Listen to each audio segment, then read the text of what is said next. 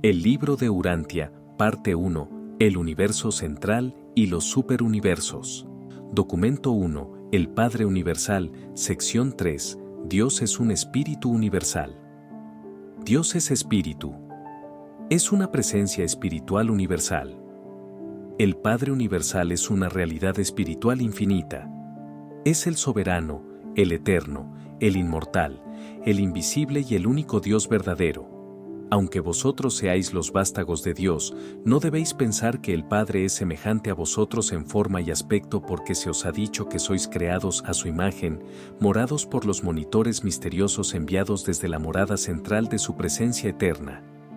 Los seres del Espíritu son reales, a pesar de que son invisibles al ojo humano, aunque no son de carne y hueso. Dijo el vidente de antaño: «He aquí, él pasa a mi lado, y yo no lo veo. Me sobrepasa, pero yo no lo percibo». Podemos observar constantemente las obras de Dios, podemos estar muy conscientes de las pruebas materiales de su conducta majestuosa, pero rara vez podemos contemplar la manifestación visible de su divinidad, ni siquiera ver la presencia de su espíritu delegado que reside en los hombres. El Padre Universal no es invisible porque se oculte de las criaturas humildes de desventajas materialistas y de limitadas dotes espirituales. Más bien esta es la situación: no podrás ver mi rostro, porque no me verá mortal, y vivirá. Ningún hombre material puede contemplar a Dios de espíritu y preservar su existencia mortal. La gloria y la brillantez espiritual de la presencia de la personalidad divina es de acceso imposible para los grupos más humildes de seres del espíritu o para toda orden de personalidades materiales.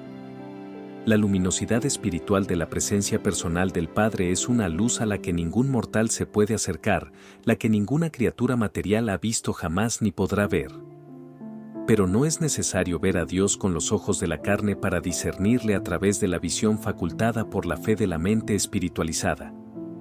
El Padre Universal comparte totalmente su naturaleza espiritual con su ser coexistente, el Hijo Eterno Paradisíaco.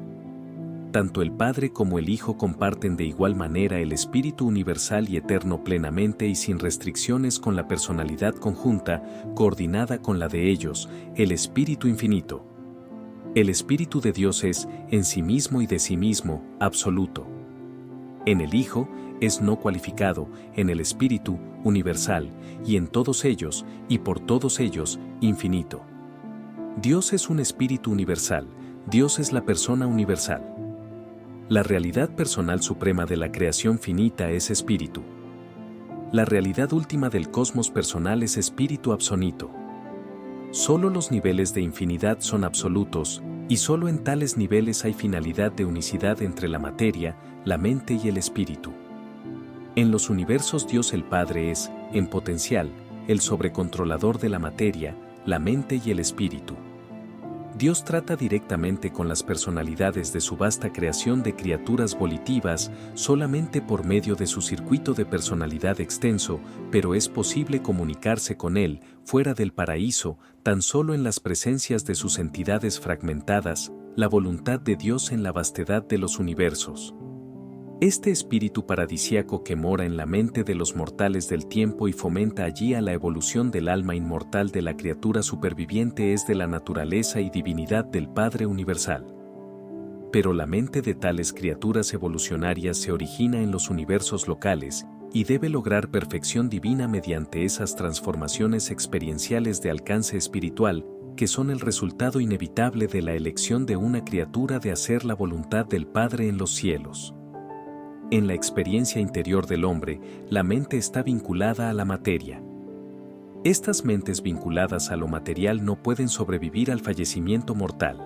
La técnica de la supervivencia está contenida en esos ajustes de la voluntad humana y en esas transformaciones de la mente mortal por los cuales ese intelecto con conciencia de Dios paulatinamente llega a estar enseñada por el Espíritu y finalmente, guiada por él mismo.